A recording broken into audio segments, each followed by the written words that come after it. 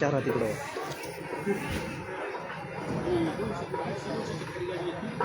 धरा.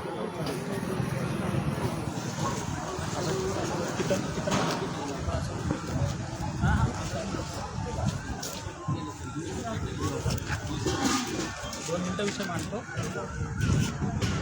सर्वांना क्रांतिकारक जय भीम, जय लवजी, जय संविधान. आज आपण बहुउद्देशीय कामगार संघटनेच्या माध्यमातून पिंपरी चिंचवड पोलीस आयुक्त कार्यालयामध्ये आज आपण तक्रारी अर्ज निवेदन सादर करायला आलेलो आहोत. या अनुषंगाने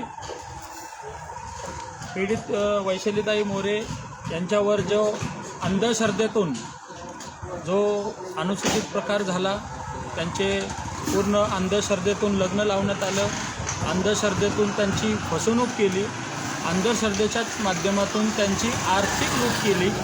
या संदर्भात पिंपरी चिंचवड आयुक्त साहेबांना आम्ही तक्रारी अर्ज निवेदन सादर करायला आलो.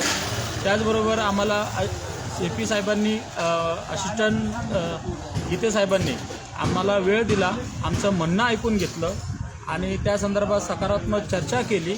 त्याचबरोबर संबंधित DCP साहेब जगताप साहेब यांच्याशी त्यांनी फोनवरती चर्चा केली.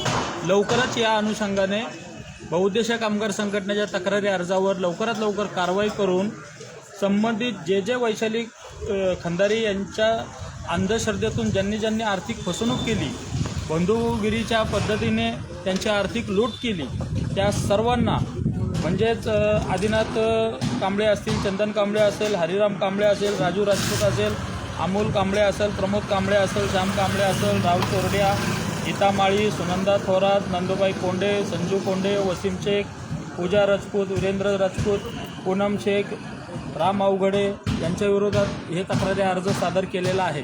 लवकरात लवकर साहेबांनी सांगितल्याप्रमाणे लवकरात लवकर त्यांच्यावरती अंधश्रद्धेच्या निर्मूलन समितीच्या वतीने त्यांच्यावरती लवकरात लवकर गुन्हा दाखल करण्यात येणार आहे, हे आम्हाला शाश्वती दिलेले आहे.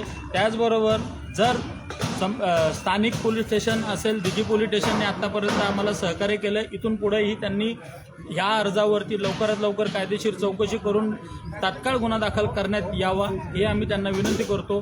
पुढच्या येणाऱ्या 10 दिवसामध्ये 11 ते 13 तारखेपर्यंत जर गुन्हा दाखल झाला नाही तर आम्ही पिंपरी चिंचवड आयुक्त कार्यालयासमोर आम्ही जन आक्रोश आंदोलन करणार आहोत, हे आम्ही सांगण्यासाठी आज आम्ही निवेदन घेऊन आलेलो होतो.